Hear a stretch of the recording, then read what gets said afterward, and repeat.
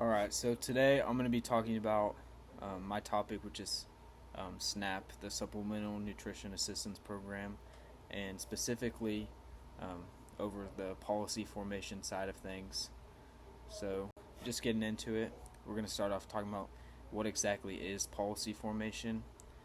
According to Visual, public policy formation is the study, creation, and the implementation of laws, regulations, funding priorities, or other actions on a specific public issue by a local, state, or federal government.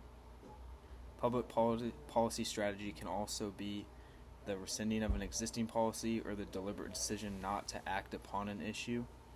Um, in the context of my topic, the SNAP program, once it is placed on the agenda, then the actual discussions over the topic can begin. So today I'm going to be looking at and comparing the SNAP program status quo, which is what we have right now, and then some of the different policy alternatives. So starting with the status quo, currently it's the largest nutrition program in the United States. It's currently used by 41.5 million Americans a month, which equals out to about 1 in 8 citizens. So keeping the status quo would have multiple different benefits. It would kind of be a sense of stability and continuity for those who currently use it, and then it would just continue to allow a broad number of people to access it.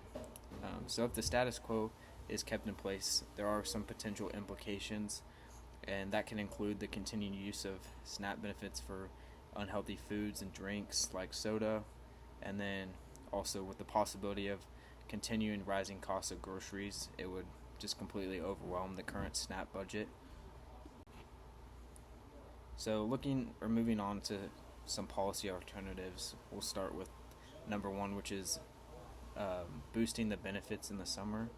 So currently, families with kids who are in school lose out on the free or reduced lunches in the summer months, and obviously this can increase the financial burden for families pretty greatly. So my proposal would be families that qualify can receive extra benefits while their children are out of school.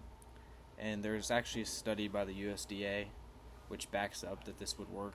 They said that families who are provided an additional $60 in benefits similar to SNAP payments, food insecurity for children declined by 20%, and then it also declined by 1/3. So implications for this, though, the SNAP budget would increase by a large number. I don't have the exact number on hand, and then obviously there would be a lot of political pushback from Republicans and certain interest groups, because just like with the One Beautiful Bill, one of the biggest concerns was they believed that we were spending too much money on the SNAP program.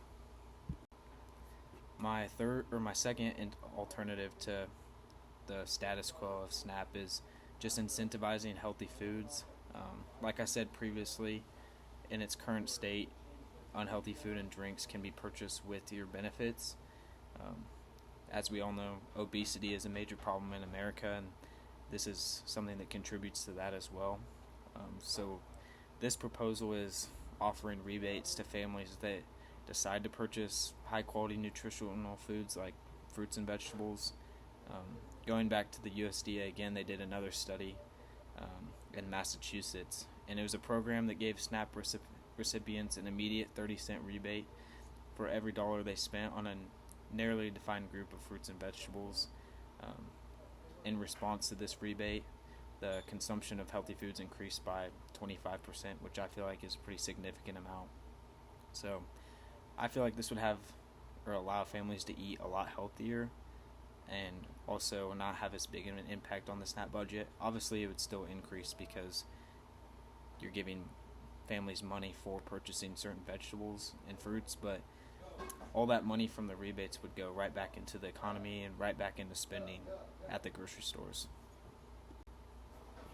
And so finally, my last policy alternative, which is talking about the eligibility and work requirements of actually getting into SNAP. Currently, many people enrolled in SNAP don't want to work full-time or overtime because they're scared that they're going to lose their benefits or eligibility.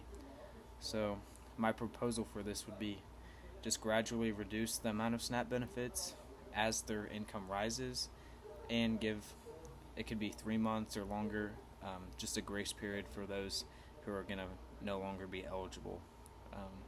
I think the goal of this would be to encourage more people to contribute to the workforce and society, without making them feel like they're completely abandoned and gonna lose out on potential SNAP benefits. So here I just was gonna compare the three. Obviously, the first policy alternatives, the pros: reducing child hunger, it eases financial burdens on the families. Obviously, the con would be the SNAP budget would go up, and it would be hard to pass with a lot of the political opponents of the program. The second alternative, the pros: much higher quality foods going to families, and they can use their rebates and spend it, and it goes directly back into the economy. Cons with this: it still increases the budget, but just not as much, and it could limit the amount of food choices that you could spend the rebates on. And then finally, with the last alternative, the work and eligibility reform, it encourages people to work full-time and overtime instead of beating the system, but the cons are it'd be complex to implement, and I think out of the three it would be the hardest to really pass. So in conclusion, the status quo is not perfect, but there's still some positives about it that we can't ignore. For the alternatives, all three recommendations are definitely feasible to implement, but when the policymakers are looking at it, they'll have to weigh the costs and the complexity of each policy. But in the end, the main goal of SNAP is to decrease food insecurity within our country, and we just have to find the right policy alternative that maximizes that goal. And then here's the works cited and the sources that I used.